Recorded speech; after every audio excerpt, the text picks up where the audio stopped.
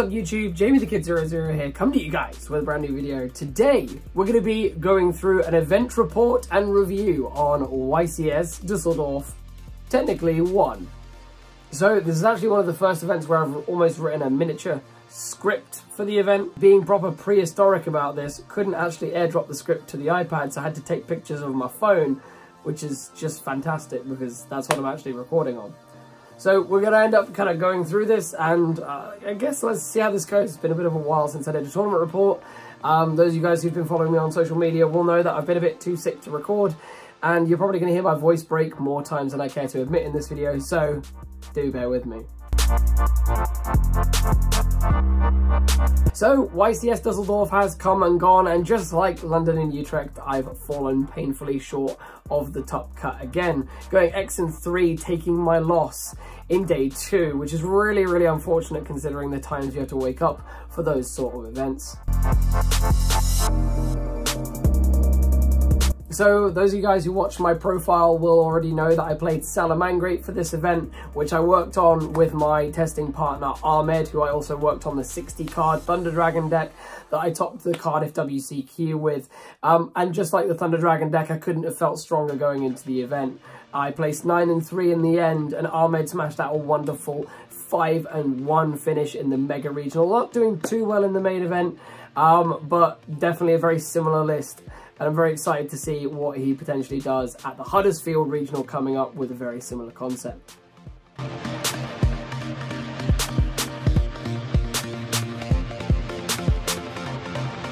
So a lot of you guys will know the situation with YCS Dusseldorf, the fact that it ended up being a 2 YCS event with 2 YCS main events running simultaneously in 2 different venues in the city. So the way this ended up transpiring from my view on the ground was the story that you'll hear from probably a lot of players that registered on the Saturday. I didn't pre-reg. I got to the venue at 4 PM Friday, and I really needed to test my deck against Ahmed, who I hadn't actually had the time to meet up with, and we'd really only tested online, and we were about 3 build versions away from what we actually ended up settling on at 1 AM in the hotel bar. So we wake up about 7:30. The event isn't due to close its registration until, I think, 10. So we resolve, hey, let's get to the event for 9. We'll have an easy hour to get in the queue and get registered. We do this for Milan, we did this for London. In fact, the only event I've pre-registered for in the last calendar year was Utrecht. Because, come on, it was dumb not to with the pre-reg items they were going to give you. We figured we'd be absolutely fine getting there the time we did, and whoa, were we wrong. We are just getting breakfast in the lobby downstairs, and we get a text come through saying, hey, there's going to be a cap for this event. The first time, to my knowledge, that this has happened in history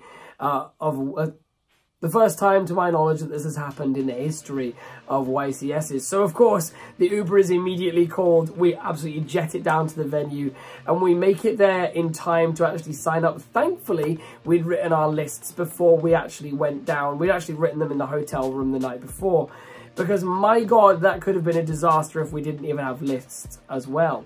So we ended up getting into the line. The line was only about 50 people back from kind of, you know, if you've been to a YCS, you know how they make a queue of tables. There was about 50 people before that, and we managed to get in pretty swiftly. By the time we left that queue, the line was approximately 400 people. And when we had entered, we'd been told there's probably only about 100 spaces left, maybe 2. That's bad. We cut it pretty close. So we ended up getting registered. We end up kind of going over to a secluded side of the hall to test. And then the call goes out. Please, attention players in the queue for main event registration. Please be advised that registration has been cancelled. The event is full. Please stand by for further information. About 10 minutes later, you guys all know the story. Players are told, hey, there's going to be a mega regional, and you'll be able to enter that for free. People had travelled across the world, in some cases, to enter a YCS. A mega regional wasn't going to cut it. Thankfully, the staff at Konami that were operating the event were resourceful enough to set up a whole nother YCS in about 3 hours. Admittedly, a short while from the venue, so it was a bit of a travel because unfortunately, due to contracting obligations, Konami couldn't stage the second YCS within the same venue. and ended up moving it elsewhere in the city. But the most important part is those remaining players that weren't able to enter YCS Dusseldorf 1 were able to enter YCS Dusseldorf 2. So it was a fantastic revelation. I remember cheers went up. It was really a shock. It's the first time I've ever really broadcast news on my actual Facebook feed, not even my fan page. So it was a real shocker to have that occur. So Dusseldorf 1 started up as you'd expect, actually surprisingly on time. I believe it was around about 11:30. And here's the breakdown of how that went for me.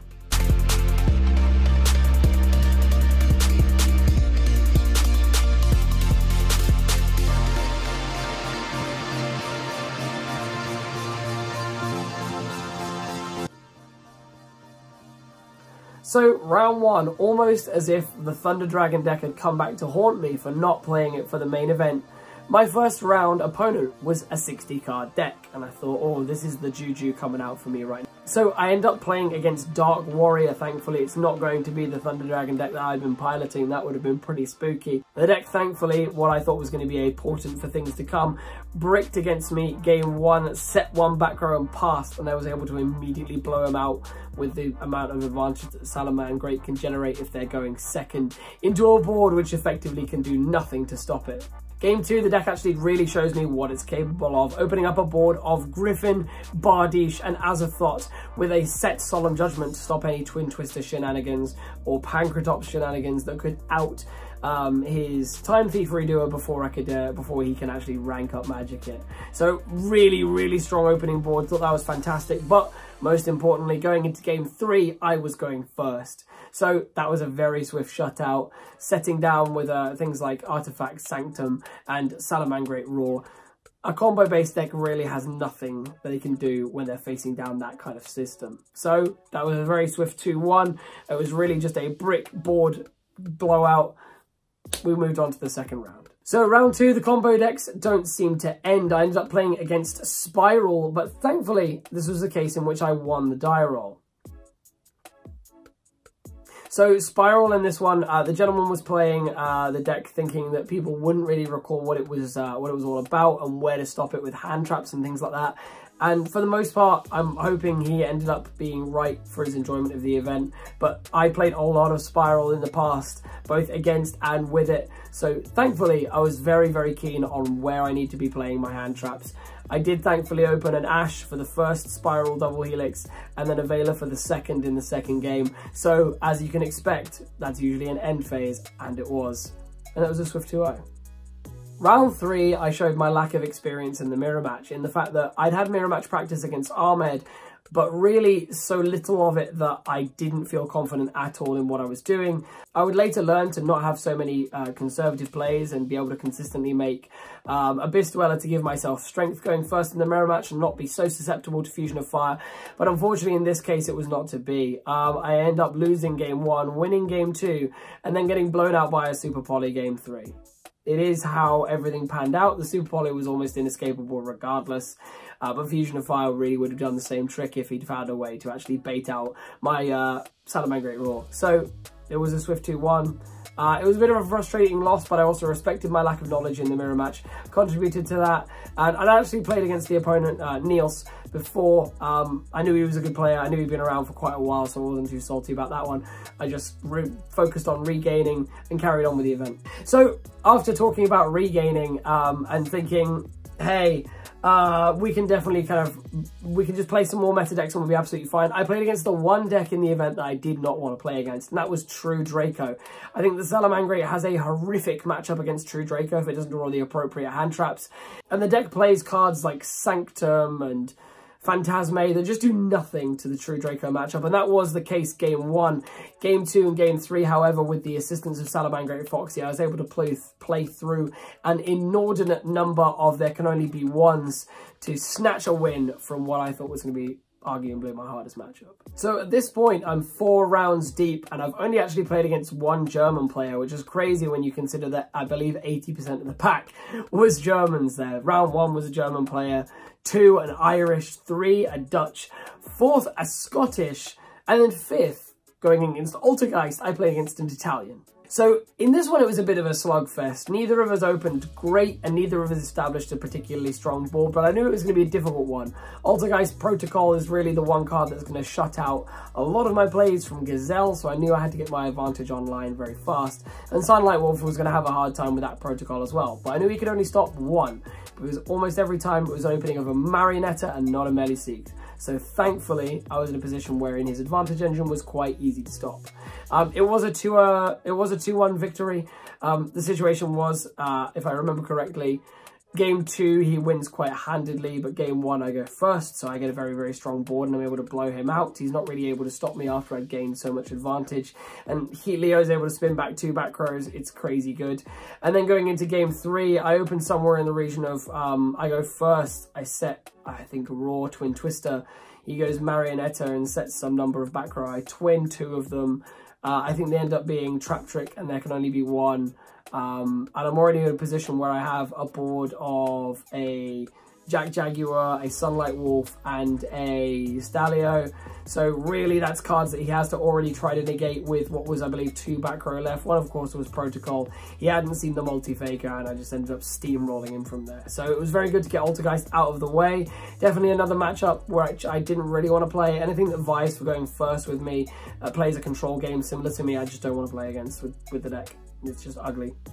So we're now going into round 6, 4-1, feeling pretty strong again after another 2 victories, and we face another 1-2 defeat against the Mirror. 2 of my losses, 2 out of the 3, were to the Mirror match. It was hideous. It's just a real textbook game of Salamangreat. It's a situation in which, just like the game against Niels, I go first, I open full combo, I win. My opponent goes first, he opens full combo, and I don't open any of my outs, like my Reapers, my Twins, my Pachycephalos, not Pachycephalo, that's old, my Pancratops. I end up losing. Game 3, I feel great. I open Gazelle and Spinny, and I open full combo, and I'm like, go ahead. And my opponent goes, draw. Super Polymerization. You can't make it up, folks. Takes the board away, takes away the 2 Link monsters. I can't negate anything. So that brings me down to 4-2, and honestly at this point, knowing it was going to be a 12-round event and knowing I'd have to go 6-0 to top at this point, I was pretty tilted. But the way I figured it was, my friends were playing on, I wasn't going to be able to go back to the hotel any earlier, so I figured let's just slug this out and see how it would go, and I wasn't too upset with slugging it out. So round 7, I ended up playing a gentleman who was playing a Sky Striker, another matchup that's kind of awkward in the metagame overall, just because of his access to Sky Striker Ace Kaina, really winning it the time procedure situation. We had a little bit of a confusion at the end of this one. It did end up being a 2-1 victory in time. My opponent did make a Kaina and brought himself 100 life points above me.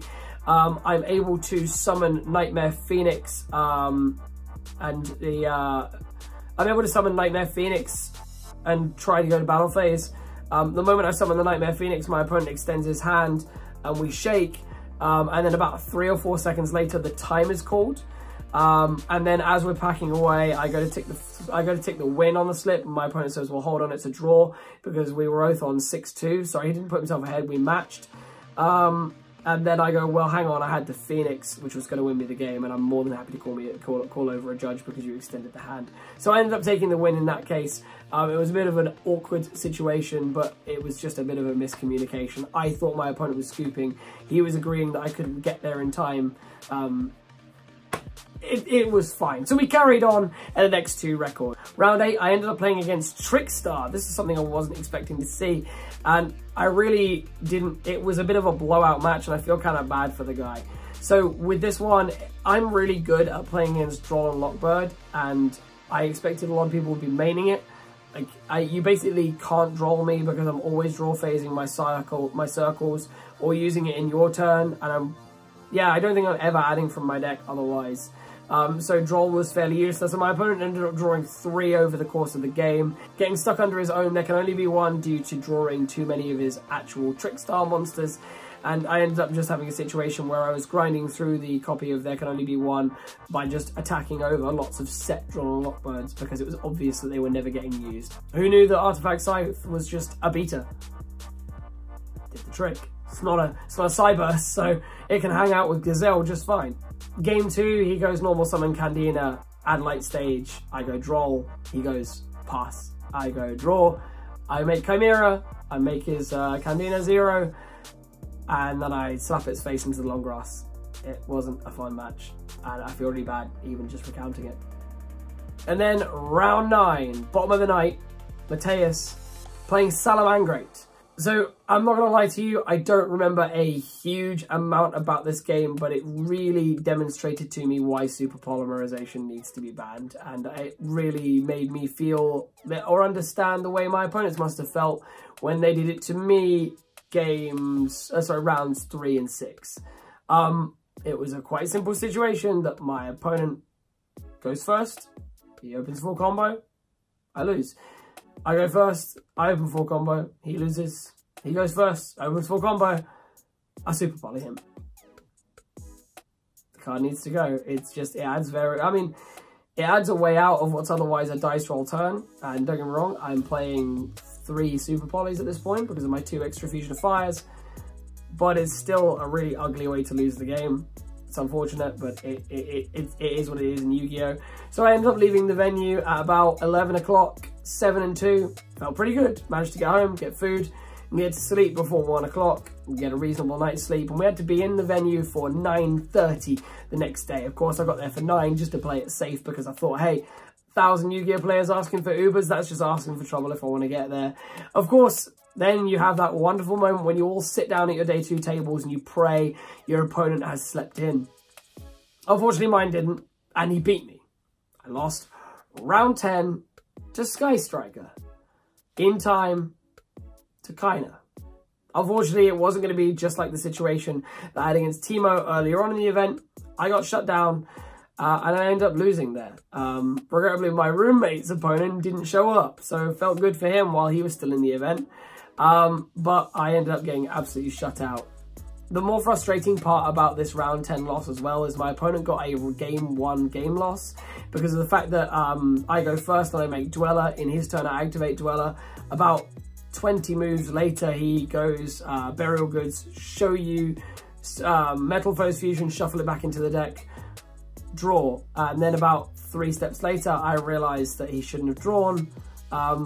I call a judge, he comes over, and after an appeal to the head judge, it ends up being branded as a game loss for my opponent for drawing under Abyss Dweller when he could never have attempted to activate the effect of Metal Foes Fusion. He then proceeds to open an obscene amount of there can only be ones, and I don't ever see access to my Foxy or a way into my Nightmare Phoenix, and I'm not able to out it, and I end up taking the loss. It was pretty painful because it's not the first time I've lost round 1 of a day 2. That's what happened to me in Utrecht when I was playing Cosmo. It's happened to me at one of the YCS Londons, not the one where I lost to Mirko, but it's pretty hurtful, and I'm getting kind of sick of it. So yeah, this was a situation which also really taught me the power of evenly matched. Game 2, I was unable to set up the board which actually has the set trap. I had to go Gazelle, send Spinny as my opener. I didn't actually have the extender to make the play that allows me to send the trap. So I ended up just getting evenly matched straight out of the game there. And then game 3, my opponent opens a sufficient amount of playable stuff, I suppose, that he's actually able to bait out my Raw, and guess what, evenly me again. I wish I could be making it up, but unfortunately that was the way it was. It was a copy of getting evenly, not being able to regain the grind game 2, due to the nature of evenly matched versus, and then there can only be 1. And then game 3, it's just a straight up evenly matched, taking away all my advantage and then pushing himself ahead with Kaina to take the win. But there you go. That was my main hopes of topping dashed. But I thought, hey, my friends are still in. My roommates at this point were still X2.